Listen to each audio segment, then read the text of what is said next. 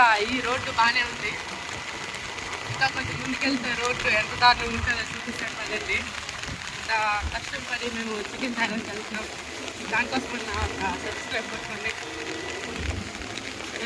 చూపిస్తాను మీకు ఆ రోడ్డు వస్తుంది.